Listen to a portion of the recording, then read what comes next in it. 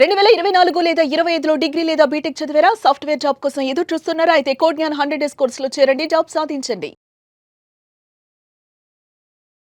నమస్కారం సార్. నమస్తే అండి శ్రీ గారు. సార్, మీకు తెలిసిన విషయమే, విడాకుల సందర్భాల్లో భార్యాభర్తల కన్నా ఎక్కువగా సఫర్ అయ్యేది ఎవరైనా ఉన్నారు అంటే పిల్లలు. అండ్ ఈ పిల్లల డివిజన్ ఏదైతే ఉందో భర్త దగ్గర లేదంటే భార్య దగ్గర ఉండాలి అన్న సందర్భాల్లో కోర్ట్ అనేది ఎలా డిసైడ్ చేస్తుందంటారు? ఏ పారామీటర్స్ చెక్ చేస్తుంది? పిల్లలు వీళ్ళ దగ్గర ఉండాలి అని ఎలా డిసైడ్ చేస్తుందంటారు? ఇటీవల పెరిగిపోతున్నటువంటి విడాకుల కేసు సంబంధించి చాలా సందర్భాల్లో భార్యాభర్తలు సఫర్ అవుతూ పక్క వారికి ఇబ్బంది కలిగించే పరిస్థితి ఏదైనా ఉందంటే అది పిల్లల విషయం. కొన్ని సందర్భాల్లో హస్బెండ్ భర్త అనుకుంటుంటే అయ్యో పిల్లల్ని చూడకుండా ఉండలేనని చెప్పి తన పిల్లల్ని తను చూసుకోలేకుండా నా భార్యను అడ్డగిస్తుందని చెప్తూ కంప్లైంట్ చేసే భర్తలు ఉన్నారు. అదేవిధంగా కొన్ని సందర్భాల్లో పిల్లల్ని తీసుకొని ఆమె వెళ్ళిపోయిన తర్వాత పిల్లలు నా దగ్గర భారం అయిపోతున్నారు, అతనికి రెస్పాన్సిబిలిటీ లేకుండా అతను అసలు కేర్లెస్గా బిహేవ్ చేస్తున్నాడు, అసలు పిల్లల్ని కూడా పట్టించుకోవట్లేదు, అసలు చూడడానికి కూడా రావట్లేదు, నాకు పిల్లల భారంగా మారిపోయారు, అసలు తండ్రి యొక్క ఇది కూడా కనిపించట్లేదు అని చెప్పి వాపోయినటువంటి తల్లులు కూడా ఉన్నారు. బోత్ సైడ్స్ కూడా ఉంది. అయితే పిల్లల యొక్క కస్టడీ తల్లి దగ్గర ఉండాలా, తండ్రి దగ్గర ఉండాలా? ఈ సందర్భంలో కోర్టులు ఎలా డిసైడ్ చేస్తాయి? ఎలా డిసైడ్ చేసి కోర్టు డిసైడ్ చేస్తుంది తల్లి దగ్గర ఉండాలని, ఫాదర్ దగ్గర ఉండాలని? లేదు తండ్రి నాకు ఇచ్చేయండి పిల్లలు నేను చూసుకుంటాను అంటే ఇచ్చేస్తారా? ఈ విషయాలన్నింటినీ కూడా డిసైడ్ చేస్తూ మనకి కోర్టు ఎలా డిసైడ్ చేసుకుంటున్నటువంటి విషయాన్ని మనం మాట్లాడుకునే ప్రయత్నం చేద్దాం శ్రీ గారు. ఇక్కడ 1956 మెయింటెనెన్స్ అండ్ గార్డియన్షిప్ యాక్ట్ అని మనకు ఒక యాక్ట్ ఉంది. అందులో సెక్షన్ 6, అదేవిధంగా గార్డియన్స్ అండ్ వార్డ్స్ యాక్ట్ 1890, అందులో సెక్షన్ 7, ఈ రెండు విషయాలు కూడా స్పష్టంగా చెప్పి ఉంటుంది పిల్లల యొక్క బాధ్యత ఎవరు తీసుకోవాలి అన్న విషయం మీద. ఇక్కడ కోర్టులు ఎలా డిసైడ్ చేస్తాయి? ఫాదర్ దగ్గర ఉండాలా, మదర్ దగ్గర ఉండాలనే విషయం మీద ఎలా డిసైడ్ చేస్తాయంటే కోర్టు 4 పారామీటర్స్ని పరిగణనలో తీసుకుంటుంది. నెంబర్ 1 ఏంటంటే పిల్లల యొక్క భద్రత, సేఫ్టీ. రెండవది సెక్యూరిటీ, పిల్లల యొక్క మెయింటెనెన్స్, పిల్లల యొక్క బాధ్యత ఎవరు తీసుకుంటారని చెప్పి.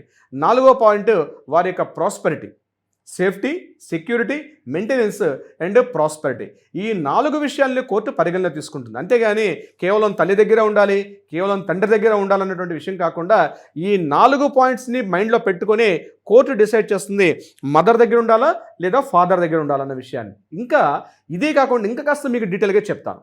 ఇక్కడ ఫర్ ఎగ్జాంపుల్ 0 to 5 అంటే డేస్ బేబీ కావచ్చు, మంత్స్ బేబీ, ఇన్ఫెంట్ బేబీ దగ్గర నుంచి అప్ టు 5 years వరకు ఉన్నటువంటి బేబీని ఖచ్చితంగా తల్లి దగ్గర ఉండే ప్రయత్నం మీద ఎక్కువగా ఛాన్సెస్ ఉంటాయి. ఎందుకంటే మదర్ యొక్క ఫీడింగ్ ఉంటుంది, మదర్ యొక్క టచ్ ఉంటుంది. కాబట్టి పిల్లల్ని మదర్కి ఇవ్వడం మీద చాలా సందర్భాల్లో సుప్రీంకోర్టు కేసుల్లో కానీ అదేవిధంగా హైకోర్టు కేసుల్లో కూడా చాలా తీర్పుల్లో ఇవ్వడం జరిగింది 0 to 5 వరకు. అంటే అన్ని సందర్భాల్లో కేవలం మదర్కే ఇవ్వాలా, కొన్ని సందర్భాల్లో కాదు. వీడియో చివరిలో చెప్తాను ఏ సందర్భాల్లో ఇవ్వలేరు అని చెప్పి కూడా నేను చెప్తాను. బట్ ఈ రూల్ని ఫాలో అవుతారు కోర్టు. 0 to 5 ఉన్నటువంటి అంటే 0 రోజుల నుంచి 0 నెలల నుంచి సుమారుగా 5 years వరకు ఉన్న బేబీకి మదర్ దగ్గర ఉండడానికి ఇష్టపడతారు. 5 సంవత్సరాల నుంచి 9 సంవత్సరాల లోపు ఉన్నటువంటి పిల్లల యొక్క ఇక్కడ చూసేది ఎక్కడ ఈ పిల్లలు ఉంటే బాగుంటారు అంటే ఎడ్యుకేషన్ కానీ లేకపోతే ప్రాపర్గా మెయింటెనెన్స్, వాళ్ళ ఫుడ్, షెల్టర్, క్లాత్, హెల్త్ ఇలాంటివన్నీ కూడా పరిగణలో తీసుకొని ఫాదర్ దగ్గర ఉండాలా, మదర్ దగ్గర ఉండాలని 2 పారామీటర్స్ని చూసుకొని అప్పుడు కోర్టు డిసైడ్ చేస్తుంది మదర్కి ఇవ్వాలా లేకపోతే ఫాదర్కి ఇవ్వాలన్న విషయం మీద. ఈ 4 పారామీటర్స్ని ఇక్కడ ఇంపోజ్ చేస్తారు. అంటే అదే ఒక ఆడపిల్ల విషయంలో సార్, అమ్మాయినా అబ్బాయినా, నేను బోత్ సైడ్స్ అని చెప్తున్నాను, అమ్మాయినా అబ్బాయినా 5 సంవత్సరాల నుంచి 9 సంవత్సరాల వరకు ఉన్నటువంటిది అది either baby or male or female అంటే బాయ్ ఆర్ గర్ల్ ఎవరికైనా ఆ పాయింట్ మాత్రం ఇక్కడ ఇంపార్టెంట్ అవుతుంది. ఇక్కడ 9 years అండ్ అబవ్ 9 సంవత్సరాల పైబడి అనుకోండి, అప్పుడు ఏం చేస్తుందంటే తప్పనిసరిగా పిల్లల యొక్క ఒపీనియన్ కూడా కోర్టు తీసుకుంటుంది. అబవ్ 9 years దాటారు అనుకోండి అంటే పిల్లల కొద్దిగా ఆలోచన శక్తి ఉంటుంది, కొంత 100% చేసుకోలేరు, కానీ పిల్లలను కూడా పిలిచి వారి ఒపీనియన్ కూడా తీసుకుంటారు. అంటే వాళ్ళ ఒపీనియన్ ఫైనలైజ్ చేస్తారని కాదు, బట్ వాళ్ళ ఒపీనియన్ కూడా తీసుకుంటారు, కన్సిడర్ చేస్తారు. అప్పుడు father opinion, mother opinion consider at the same time ఈ 4 పాయింట్స్ వీటిని కన్సిడర్ చేసి అప్పుడు ఎవరికి ఇవ్వాలి అనేది కోర్టు డిసైడ్ చేస్తుంది. So 0 to 5, 5 to 9, 9 and above అన్నటువంటి ఈ పారామీటర్స్లో ఇప్పుడు నేను చెప్పినటువంటి ఈ యాక్ట్స్ని, ఈ సెక్షన్స్ అన్నింటినీ కూడా అక్కడ డిసైడ్ చేసి అప్పుడు ఒక ఆర్బిట్రేషన్ జరిగి 2 వ్యక్తులను కూర్చోబెట్టి కోర్టు ఫైనల్గా డిసైడ్ చేస్తుంది. ఇక్కడ కొన్ని సందర్భాల్లో లేదండి మా ఫాదర్ అడుగుతాడు కొన్ని నాకే ఇచ్చేసేయండి నేను పిల్లల్ని చూసుకుంటా అనుకున్న సందర్భంలో ఫాదర్ అడిగినా ఫాదర్ అడగకపోయినా పిల్లల యొక్క పూర్తి బాధ్యత ఫాదర్కే ఉంటుంది. అంటే ఆ పిల్లల స్కూల్ ఫీజులు కట్టాలన్నా, ఆ పిల్లలకి బట్టలు కొనాలన్నా, ఆ పిల్లలకి ఫుడ్ ఇవ్వాలన్నా, ఆ పిల్లలకి ఇవ్వాల్సిన హెల్త్ ప్రాబ్లమ్స్ వస్తే వీటన్నిటి యొక్క మెయింటెనెన్స్ భారం ఖచ్చితంగా ఫాదర్కే ఉంటుంది. కొన్ని సందర్భాల్లో ఘాటుగా ఎలా వ్యాఖ్యలు చెప్పిందంటే సుప్రీంకోర్టు కూడా చెప్పింది, నాకు ఉద్యోగం లేదండి, నాకు ఇటు నేను జాబ్లెస్, నా బిజినెస్ లాస్ అయిపోయింది కాబట్టి నేను మెయింటెనెన్స్ ఇవ్వలేని పిల్లల విషయంలో అని అంటే సుప్రీంకోర్టు ఒక సందర్భంలో ఏం చెప్పిందంటే, నువ్వు డబ్బులు ఇవ్వలేని పరిస్థితిలో ఉన్నావంటే ఒక పంచే బాబు, నువ్వు తిన్నగా వెళ్ళి జంక్షన్లోకి వెళ్ళి పట్టుకో, అది పోషించేదని తీసుకొచ్చి ఇవ్వు అని చెప్పి స్పష్టంగా కొన్ని కేసుల్లో కూడా చెప్పింది. సో మనం చూస్తుంటాం వీధి చివర ఉన్నటువంటి బెగ్గర్స్ కానివ్వండి, లేకపోతే మనం అలా జంక్షన్స్కి పోయేటప్పుడు చిన్న చిన్న చంటి పిల్లలు పెట్టి చెట్ల కింద పెట్టుకుంటారు. బహుశా వాళ్ళు కూడా తమ పిల్లల్ని పోషించుకుంటారు ఏదో రకంగా. కానీ ఈరోజు నాకు వచ్చే కొంతమంది కేసులు, ఏదో నేను డబ్బు అడేస్తున్నాను కదా, నా పిల్లల యొక్క బాధ్యతను చూసుకో, నీకు ఎంతకాలం చెప్పి ఇచ్చేస్తాను. డబ్బు అనేది ప్రధానంగా అయిపోయింది. ఆడపిల్ల నలిగిపోదు, కానీ పిల్లల్ని ఎలా పోషించుంటుందండి? వాళ్ళకి ఆరోగ్యం బాగాలేకపోయినా, ఒంట్లో బాగాలేకపోయినా, వాళ్ళ యొక్క ఎప్పుడో ఒక కోడి పిల్ల ఎలా అయితే పిల్లల్ని పోషించుకుంటుందో ప్రతి తల్లి కూడా తన పిల్లల్ని అలా పోషించుకుంటుంది. కానీ ఈరోజు భర్తలు నువ్వు ఎంత చెప్పు, దీన్ని ఎంత వాల్యూ కడతారండి? ఇప్పుడు ఆ తల్లి పుట్టిన క్షణం నుంచి, పుట్టిన మినిట్ నుంచి తన హక్కును చేర్చుకుని, తన స్తన్యాన్ని ఇచ్చి పాలిచ్చి పెంచుకుని తల్లుల యొక్క వాల్యూని ఎలా కడతారండి? సో కోర్టు ఇవన్నీ కూడా పరిగణలో తీసుకుంటుంది. ఆ తల్లికి ఆ బిడ్డలకు ఉన్నటువంటి సంబంధాన్ని ఎవరు కూడా మార్చలేరు 100%. అంతేగాని నేను డబ్బిస్తాను, నేను కొనిస్తాను పిల్లల్ని అనుకున్నటువంటి పిచ్చి వ్యామోలను తక్షణం తప్పించుకునే ప్రయత్నం చేయండి. మగమహారాజు నేను చెప్తున్నాను, ఆ వాల్యూని మీరు ఇంకొక జన్మ ఎత్తినా దాన్ని మీరు కొనలేరు, ఆ తల్లి పిల్లల యొక్క బాంధవ్యాన్ని. మీరు డివోర్స్ అన్నది కేవలం భార్యాభర్తలకు మధ్య డివోర్స్ ఉంటుంది, కానీ పిల్లలకి తండ్రికి, పిల్లలకి తల్లి మధ్య ఎక్కడ డివోర్స్ ఉండదు.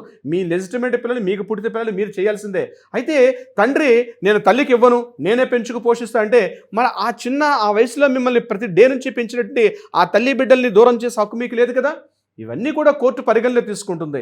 ఎమోషన్స్, సెంటిమెంట్స్ లేనప్పుడు కూడా తల్లి బిడ్డల యొక్క అనుబంధం ఉంటుంది. ఆ తల్లి కూతురైనా, తల్లి కొడుకైనా, బేబీ అంటాం మనం ఇక్కడ, అమ్మాయి అయినా అబ్బాయినా ఎవరైనా వాళ్ళని పెంచేది. అందుకని తల్లి అంటారు. మాతృత్వ భావన ఏదైతే ఉందో, అందుకే మన సమాజంలో కూడా మాతృదేవోభావం అంటాం. ఆ స్థానాన్ని ఇచ్చాం, దైవ స్థానాన్ని ఇచ్చాం మనం.